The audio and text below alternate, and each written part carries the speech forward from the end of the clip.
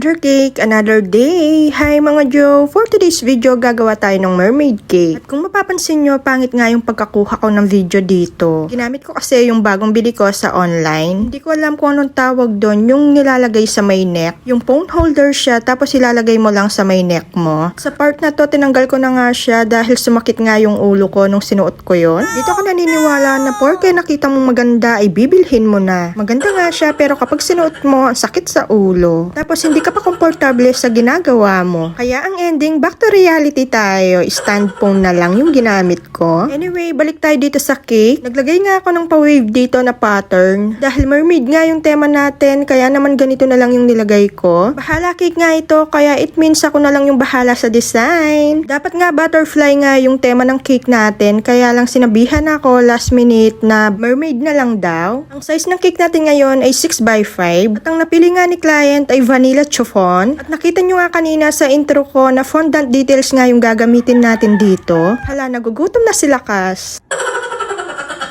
Dito nga nakikita nga ako sa mermaid na to, kaya lang yung pagkagawa ko ay nasa itaas yung mata niya. I mean, nakatingin sa itaas. Ngayon ko lang napansin nung pagkalagay ko. Pero okay naman siya kahit papano. Matagal ko na nga itong gustong gawin, buti na lang bahala cake nga ito. At ang napili ni client ay 2-in-1 cake. May kasama nga itong 12 pieces na cupcakes. At kung tatanungin nyo ako magkano yung price ng cake na to, ay nasa 2.5 po. At bakit po daw mahal yung cake ko kahit soft icing lang? Ako, Mima, tignan mo yung details sa cake. O, diba? Fondant po yan. Tapos, ang tagal pang gawin si mermaid dahil baguhan pa lang tayo, kaya natatagalan tayo sa mga ganito. Kaya sa mga clients ko na nakaka-appreciate ng mga pricing ko sa cake natin, sa mga cakes natin, sobrang thank you po. At sa mga nag-inquire sa akin na gusto ng 2-tier cake, pero 1K budget lang po kayo, Diyos ko, dahil doon na lang kayo sa mga commercial cake natin.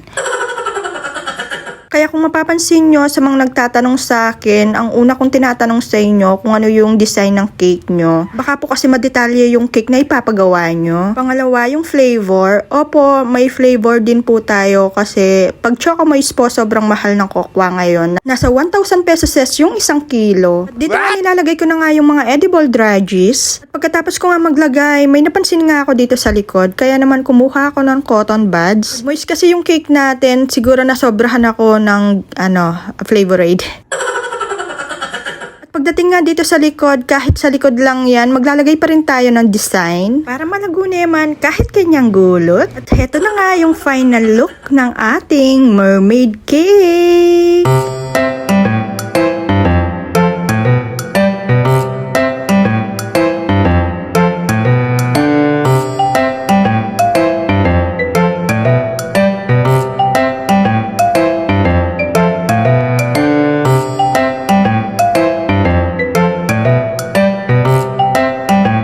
Sabi ko nga kanina, 2-in-1 to, may kasama nga 12 pieces na cupcakes. Ang ginamit ko dito, printable topper na mermaid tail. Tapos yung sobra kong fondant details sa cake natin, nilagay ko na nga lang dito para hindi masayang. At sinamahan ko na nga rin ito ng edible drudges. At syempre, montage pa din natin yan kasama ng ating 12 pieces na cupcakes.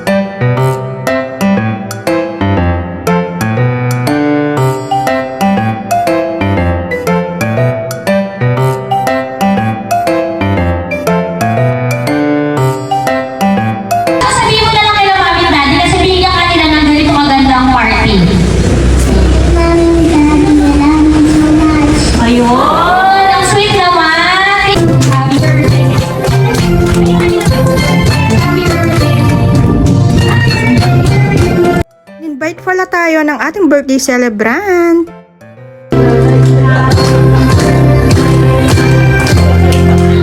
Sorry naman po, na-excite lang ang ating birthday celebrant.